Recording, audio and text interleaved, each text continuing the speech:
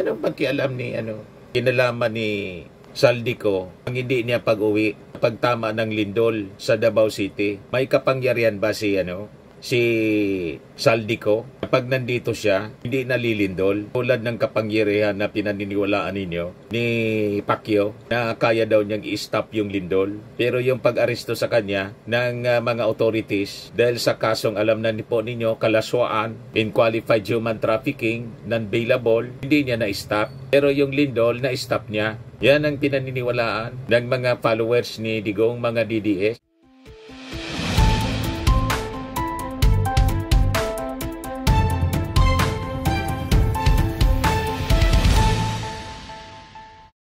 Ito po mga kababayan, si Dante Maravillas, Bicolano vlogger, broadcast journalist from Albay.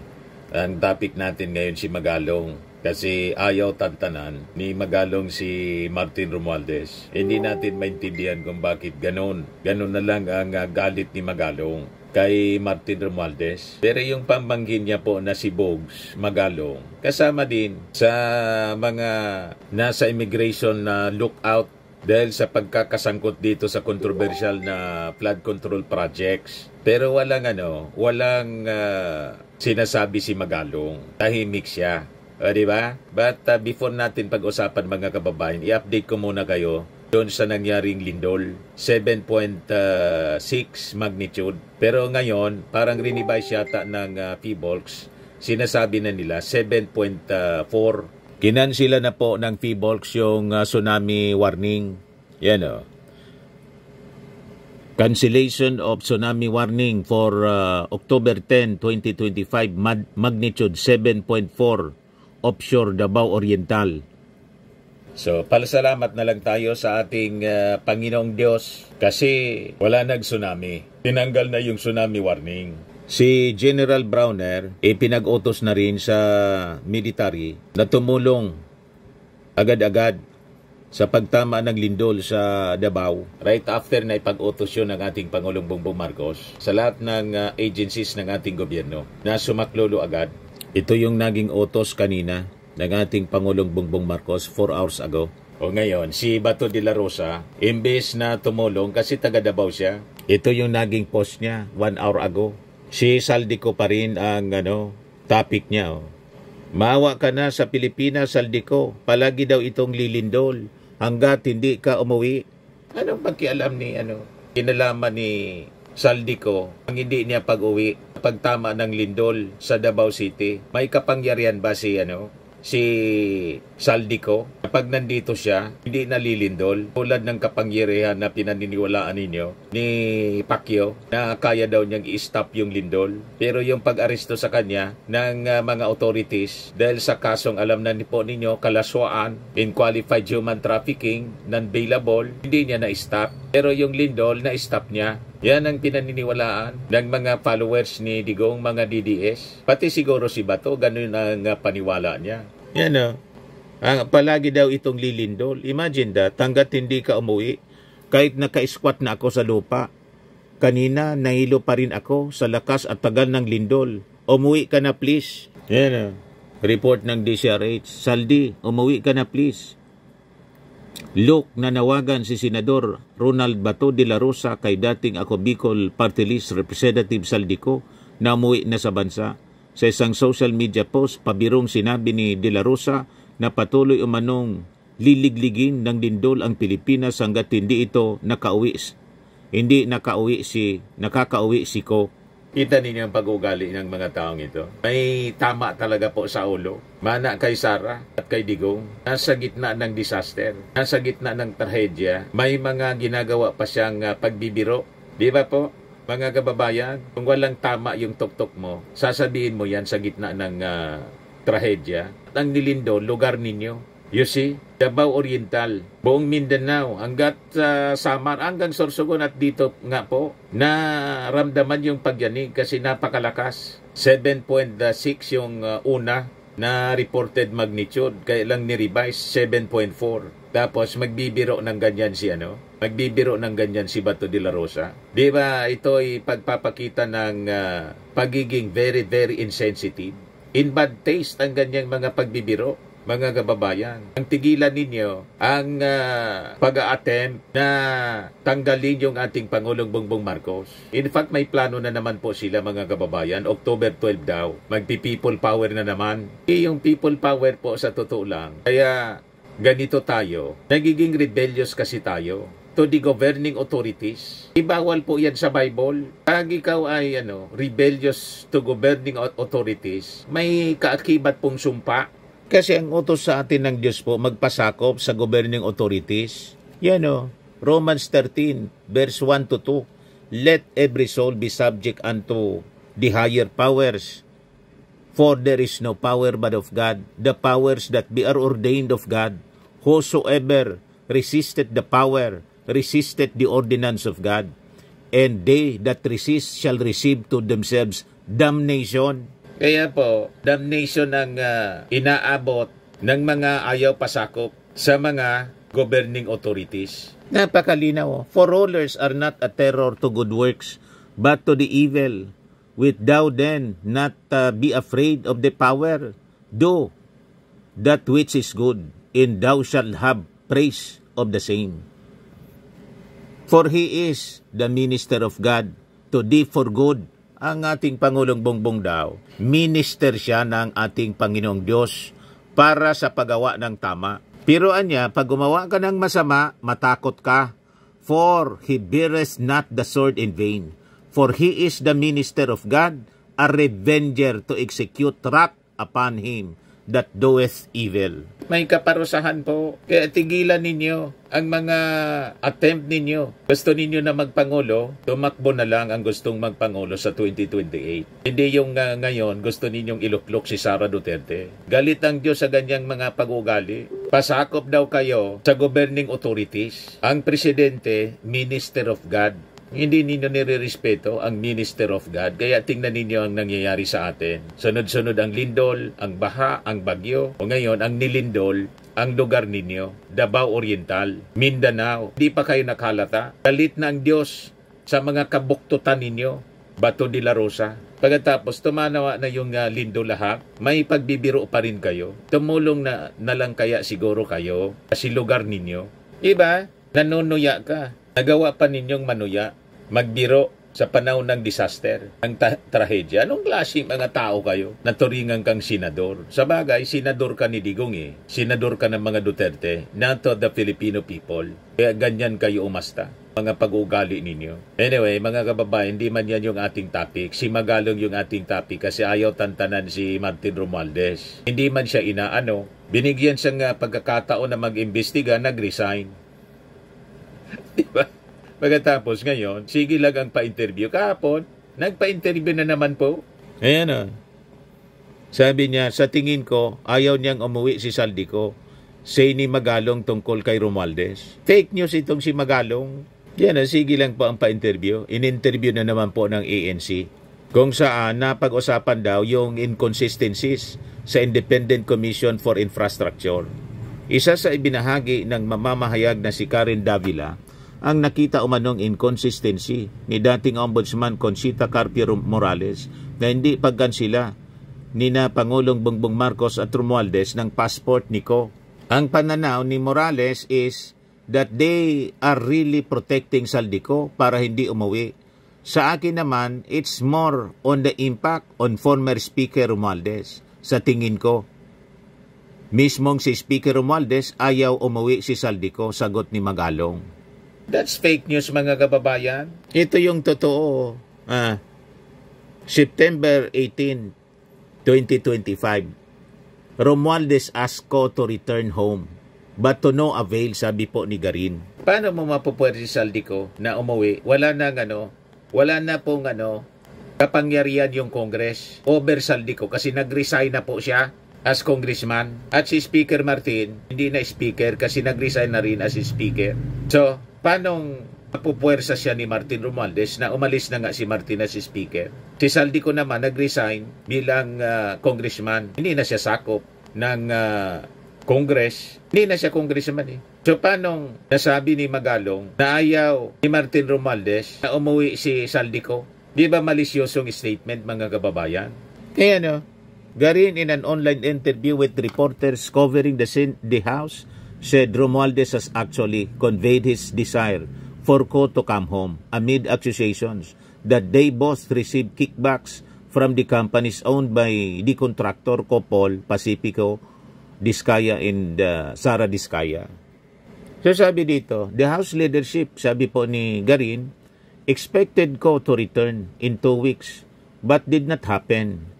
Ko's failure to return, Garin said, may have played a role in Romualdez's decision to relinquish the speakership as he did not want to drag the House towards controversy. So, nag-sacrifice na lang po si Martin Romualdez. Nag-resign na lang po siya para hindi na madamay yung buong Kongreso. Siya na lang yung haharap. Kasi sinasabit yung pangalan niya. Yan ang totoong taong walang tinatago, ready sa investigasyon ng ICI. Diba po? Yan o. It's actually a selfless act. Sabi ni Garin. He repeatedly said that I can be here. I will help, but I don't want to bring down the institution because nobody has been able to answer many questions. Kaya itong si Magalong mga kababayan, baseless yung mga pinagsasabi. Pero tahimik siya doon sa kontrata ng mga Diskaya doon sa Baguio City. At yung kanyang pamangkin pala, isa sa mga inisyuhan ng lookout order po. Pero tahimik si Magalong tungkol doon kay Bogs Magalong. Kaya sabi dito sa post ni Ate Charot, A Different Filipino, sino si Bogs Magalong at kaano-ano niya yung maingay na mayor. Yan report ng ABS-CBN. Tingnan, naglabas na ng updated version ng ang ICI ng kanilang sulat sa DOJ para sa ILBO na mga opisyal ng gobyerno at kasama na sa listahan si Senator Joel Villanueva. Ayan, number 1 dito si Speaker Martin, si Francis Escudero, si Jinggoy, si Bong Revilla, si Joel Villanueva, si Binay, si Commissioner Lipana, Undersecretary Olaybar, tapos yung mga congressmen. Ito nakita ninyo ang pangalan, Bogs Magalong. Bogs Magalong. Pamangkin daw ito, mga kababayan ni Mayor Magalong. O bakit tahimik siya?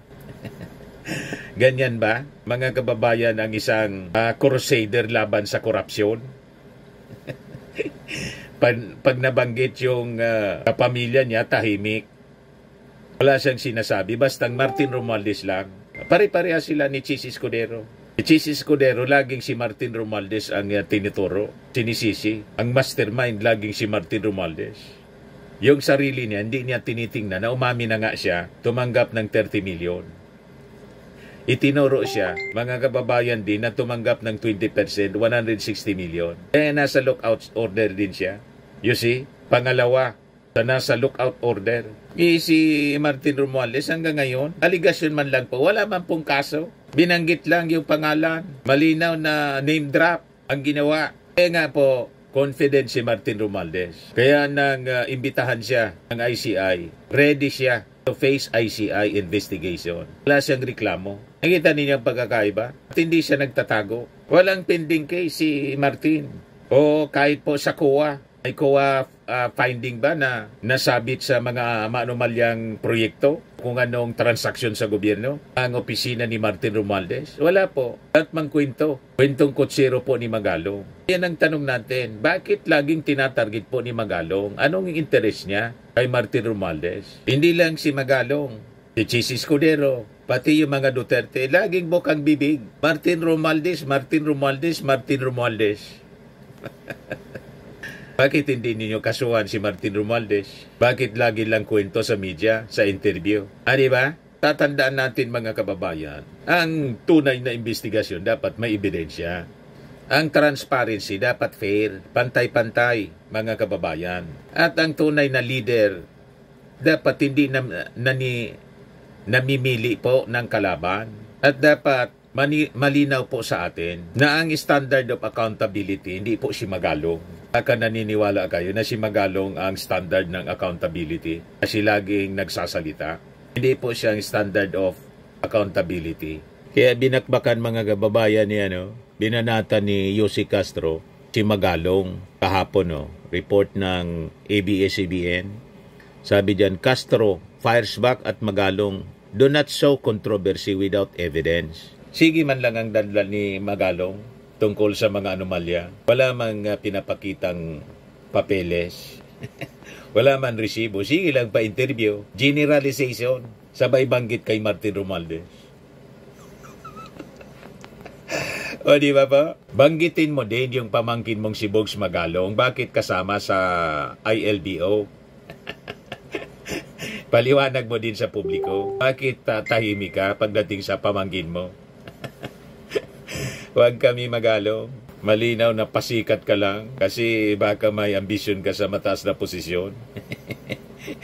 O diba? Palibre ka sa Media Mile Age sa libreng interview. Kikreate ka lang ng kwento. Para laging pinag-uusapan. Kaya sabi ni Yossi Castro, huwag po niyang bigyan ng intriga na mayroong nag-utos sa akin na ibang tao. Kaya sabi nga natin, iwasan natin ang kwentong walang ebidensya. Reaksyon ito ni Yossi Castro sa sinabi ni Magalong. Sabi rito, Magalong previously said that he was insulted after Castro had announced in a press conference last month that he had no authority to investigate and that his appointment was under review. He added that there could be personalities who wanted him out of the commission investigating anomalous flood control projects. Kaya sabi ni Yossi Castro, magpakita kanya ng ebidensya ng iyong assertion that anyone other than President Ferdinand Marcos Jr. to say what I did on September 26 and to name whoever he was referring to. Castro also called out Magalong for purposely blaming her for his resignation from the ICI and underscored that the Baguio City Mayor should have anchored his role in the panel on President Ferdinand Marcos' pronouncement instead of his own assumption. She said that Magalong's feelings are outside her purview in that he had resigned at his own accord. Nasaan nga po ba yung sinasabi nating papel na siya ay tinalaga ng Pangulo na investigador? Iniingiasan daw yung papel na nagpapatunay na siya tinalaga bilang investigador. Biglang resign si Magalong. Conflict of interest po. Kaya pinareview ng ating Pangulo. Sabi dito, Magalong's appointment to the investigating body also drew controversy after several camps questioned the 110 million pesos tennis court and parking building in Baguio City that was awarded to St. Gerard Construction Corporation. St. Gerard is one of the companies linked to Sara and Curly Discaya, who are among the personalities instrumental in the flood control project controversy. Magalong has asserted that the action of our bids and awards committee and implementing offices followed all legal procedures. Yun naman pala, bakit hindi mo ayang silipin ng ICI? Defensive ka agad.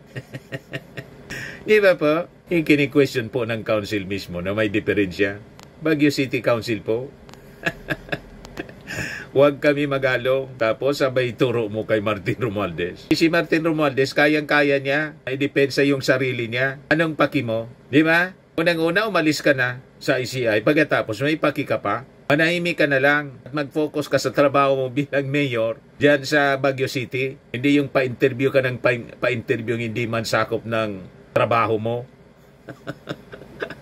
Di ba? Nangingialam ka sa buhay ni Martin Romualdez. Pakialaman mo yung territory mo. Pakialaman mo yung buhay mo. Si Martin, kayang-kanyang idepensa yung sarili niya. In fact, pupunta siya sa investigasyon ng ICI. So, anong paki mo doon? Papakilala ka corruption crusader. Hindi kami naniniwala na corruption crusader ka. Ginagamit mo lang yung media para sumikat ka. Ambisyon mo sa politika. Yan ang aming paningin. Isa na nga, hindi na ito interview ng media kasi wala mang laman yung mga pinagsasabi. Wala mang pinipresent na papeles na nagpapakita ng korupsyon.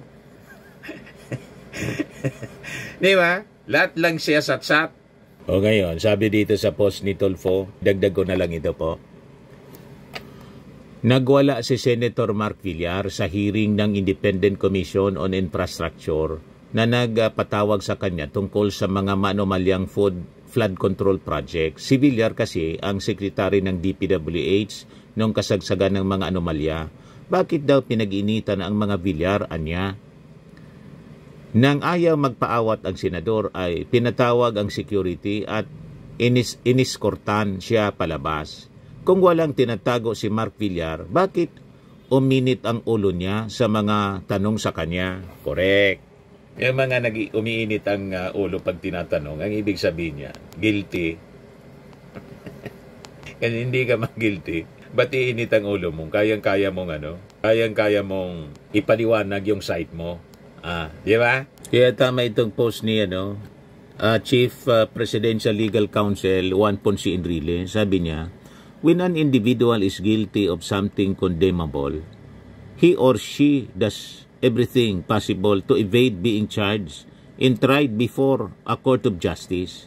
That is very clear in what is happening today in the country. Those who violated the laws with impunity to serve their personal lust for money and or political power are very noisy to avoid being brought to the court of justice to answer for their crimes. If one is innocent, he or she has no fear to face any prosecution. Correct. Kaya po si Johnny Ponce Enrile nagma-charge po. Diba yung isa sa pork barrel? Yeah, tama sinabi ni Melchor Vergara. Sabi niya, the grand old man, GP Enrile speaks. When he himself was charged with various offenses, he quietly faced those allegations in court until he proved his innocence. No noise and theatrics. Today, so many are making noise against the new ombudsman, obviously scared of him finding out what they are trying to hide. Correct. Kaya, ang ingay-ingay nila, yung mga DDS, yung mga kampi ni Sara Duterte, pati yung kapatid ni Sara Sibaste. Grabe ang pagkataranta, pagka-appoint. Mga kababayan ni Ombudsman Boyeng Rimulya, alam na po, kasi takot na takot sila na masilip yung tinatago nila na matagal na inupuan ng dating ombudsman. Ganun lang yun po. Pero tingnan niyo si Martin Romualdez. Hindi siya maingay. Handa siya, sabi niya, nasagutin ang mga tanong ng Independent Committee on Infrastructure. Di ba po? Sa mga naghanap ng malinis and spacious fitness gym, pumunta lang po kayo sa aming Colossal Fitness Gym. We also offer Grab Car Rental with our brand new 2023 model ng Toyota Innova. We also accept booking for those who are planning to travel via PAL, Cebu Pacific, and other airline companies, local and international, and bills payment for Meralco Bills, PLDT, Aleco Bills, etc. Ang Colossal Fitness Gym is located at 3rd floor Security Bank Building, Landco Business Park, Legazpi City, Albay. For inquiries, look for Chilon Maravillas. Contact number 0966-802-0949. Yan yung aming Innova. Lagi na pong matao sa amin. Pati mga foreigners po, tingnan ninyo. Mga British tourists sila. Ang lalaki ng katawan na, mga kababayan, nag-gym sa amin. Ito naman po, Indian National. Ito mga mga European sila. Ito naman yung bago naming product na binibenta online, iGlow Serum.